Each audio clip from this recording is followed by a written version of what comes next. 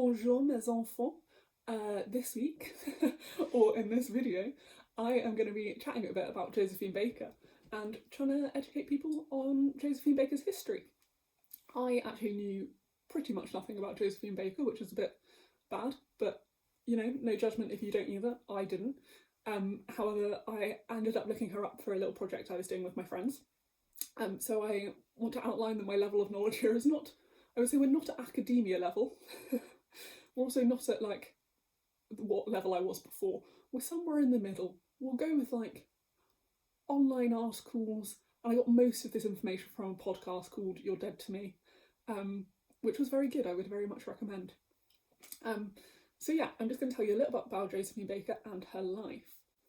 So Josephine Baker was born in 1906 in Missouri, in the United States of America. This bit of her life is probably the most tragic and the most sad. So at 8 years old, she was working in households from 5 a.m. till 8 p.m. She was having to sleep in a basement in a box with the dogs. She had quite an abusive employee who apparently like made her raise animals and then killed the animals that she'd raised. It was America in 1906. You can imagine what her treatment was like. Historians actually interestingly think her father might have been white, even though he was publicly named as black. That's just a fun fact, not really that relevant. But she ran away. So she ran away with the Vaudeville Act. But by 15, she was living in New York. She joined chorus girls. She was initially told that she was too thin and too black to be in a chorus. But she actually became really successful. She was the first black woman on Broadway to solo dance. There's a quote that said she stood out like an exclamation mark. So she actually became famous because she was good at pretending to be bad. So she would pretend to be really clumsy and not do the dances properly, and then actually be so much better than any other person on stage. She really made a name for herself that way. However, she decided to move to France. She had had enough of American racism, so she moved to France, where at the time it was a massive culture of exoticism, especially towards black women. So very problematic still, but allowed her to become successful in a way she couldn't in America. So at age 19, she starred on a show called La Revue Negre, which interestingly was produced by a bisexual woman at the time. But she became famous for the Danse Sauvage.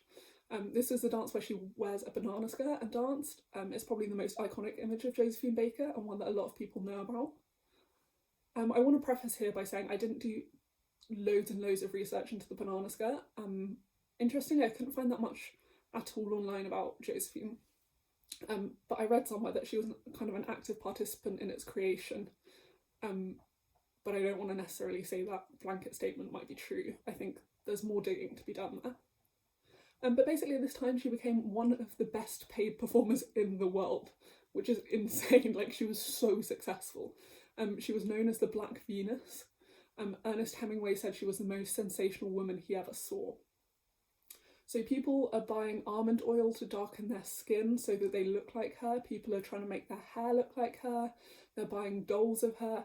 She is hyper famous at this time, which is incredible for a black woman at this time. Like, she's so cool. At this point she's already been married twice. She gets married at 13 and 15. And then when she's in France, this very strange thing which I can't quite figure out what happened, but basically it just seemed like a massive publicity stunt. She claims to marry a count, but this count is actually a bricklayer. But he then becomes her manager for like 10 years, but there is actually a duel. Like, she has, like, literally people duel with guns over her at one point. So yeah, that's it's literally just like a minor point in her life, whereas if that happened to me, that would be the most insane thing that ever happened to me. So I would recommend going and looking at some videos of her dancing. I'll try and put some in the description below. But it's this wild, beautiful dancing that I think at the time they just didn't really know what to make of or understand. But she's proper talented. So she's hyper famous, like super rich, super famous. What do you do when you're super famous? What is the ultimate like diva level? Firstly, she like might have bought Marie Antoinette's bed. She also bought a hotel, but those aren't the most fun part. She had loads and loads of animals, obviously, and obviously all of her animals wore diamonds. So she had a cheetah called Chiquitita that she used to like take to the cinema and stuff, and it used to like go in the audience during her performances. She had Ethel the chimpanzee, Albert the pig. Albert the pig wore perfume. Kiki the snake, a horse, a parakeet, and many, many, many more. Yeah, she had a cheetah in diamonds. Like, it's the epitome of early 20th century success and glamour, I think. Then come the 1930s. She was the first African American to star in a major motion picture. This was called Siren of the Tropics. Again, when you look at the name, you can see that French exoticism going on. She's also like queen businesswoman, so she knows she's got to diversify. So in the 1930s, she moves into singing. And her most famous song is called J'ai deux amours, which means I have two loves. And people mostly interpret it about her love of America and her love of Paris and France. Those were the two great loves of her life. During her life, she wrote 3 autobiographies, but she wrote the first one aged 20. I'm 20. I could not write an autobiography about my life. There is nothing to say. This woman had a really abusive childhood, been married at least twice, if not 3 times at this point, become successful in America, moved to France, and become the highest paid performer in the world. I think it's quite impressive. She also has a makeup line. So just for context, I'm going off a PowerPoint that I made, and at this point in the PowerPoint, I just put in about 30 photos of her at the time to show how goddamn gorgeous she is. So I might pop a few here. Basically, she's just really beautiful.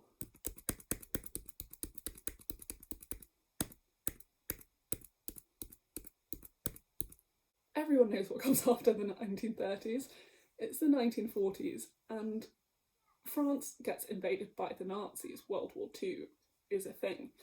But she doesn't run back to America. Josephine Baker loves France so much that she decides to join the French resistance, and she uses her fame and her power to go around Europe and to make contact with high officials, important people, and extract information as a spy. So she writes whatever she finds out on invisible ink on sheets of her music, and she puts it in her clothing, like in her underwear. And when people try and strip search her, because that was the norm at the time, you'd be strip searched, she used to basically say, "Don't you know who I am? Like, you can't strip search me, I'm Josephine Baker." And that was how she extracted information. She was a legit spy. She also kind of used her private jet and her resources to fly stuff around for the French resistance. So she did this for a while. Then she got ill. So she'd had many miscarriages up until this point, I think, and the last one required a hysterectomy. And then she got other illnesses once she was recovering. She got sepsis and something else. It all got infected. It sounds horrible. But basically, she went to Northern Africa to recover. But during that time, she entertained troops. So she'd go around and entertain French and British troops. And for all of this work later on, she got a French medal. I think she got the Cross de Guerre, which is like the War Cross. But then even later on in her life, she got the Légion d'honneur, which is the highest, pretty much the highest level of recognition you can get in France. It's like proper status. I think she was probably the first Black woman and maybe the first American to get it. I was trying to find out exactly like whether she was, but I don't know. But basically, that is very, very impressive. I put a little Beyonce break in here because Beyonce has referenced Josephine Baker a couple of times, specifically in the song Deja Vu. She has a bit of a dance which kind of replicates what Josephine Baker used to do, and she did a performance of it in the banana skirt at one point, which I just think is interesting to look at, to kind of see her legacy. didn't really think about it too hard because I was doing it for friends, but I'm sure you could think harder about it. So then after the war, Josephine Baker returns to America to perform, but she refuses to perform anywhere. She puts it in her contract that she will not perform anywhere where there is segregation. So during this, she goes one day to the Stork Club to have a drink. She can tell she's being treated inferiorly. So she phones a couple of people, and the club is picketed. People protest against it because obviously they're being racist. At this time, there's someone in the press, basically someone who writes for the tabloids, who decides to call her a communist. A completely unfounded allegation, just he's annoyed at what she's doing. This was the time of McCarthyism in America, so being called a communist was a very serious accusation. At this point, she gets put on a watch list by the FBI and she loses her American citizenship for 10 years. So she has to go back to Europe, but while she's in Europe, she goes on anti-racism speaking tours around the world, and she spends a bit of time in the global south. So she meets people like Fidel Castro and Evita, and generally gets a lot more political and starts to really articulate her own political views. So in 1963, she returns to America for the March on Washington. So Martin Luther King's really famous March on Washington. What people don't know is she was only one of 2 women to speak at that march, and she was the only one to give a speech. She was the only woman to give a speech at the Washington March, and she spoke directly before Martin Luther King. She was the last person on stage before he was on stage. So here is a little quote from her speech. She said, "You know, friends, that I do not lie when I tell you I have walked into palaces of kings and queens and into the houses of presidents, and much more. But I could not walk into a hotel in America and get a cup of coffee, and that made me mad. When I get mad, you know, I open my big mouth. And then look out, because when Josephine opens her mouth, they hear it all over the world." So then, by the end of her life, the FBI actually had 471 files on her, which shows how cool she was, basically, in my opinion. If the FBI have a lot of files on you, and you're an activist, you're probably doing something right. Then we have to mention this because she gets a bit problematic. She decides to start a rainbow tribe. So she adopts children from different countries all over the world and from different continents.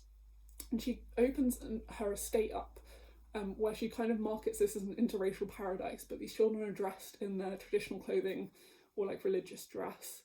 A lot of her children have spoken out after this about how they were treated and how, like, it just wasn't a good environment to be raised in. And I think she does some dodgy stuff, like, I think she might pretend one of them's Jewish. Obviously, again, I haven't gone like full depth into the research level, so I can't fully comment on it. But you definitely need to note it. And it's also interestingly where a lot of the kind of things that celebrities do nowadays, where they adopt loads of children from around the world, that kind of stems from Josephine Baker and this thing that she did. But she then goes bankrupt.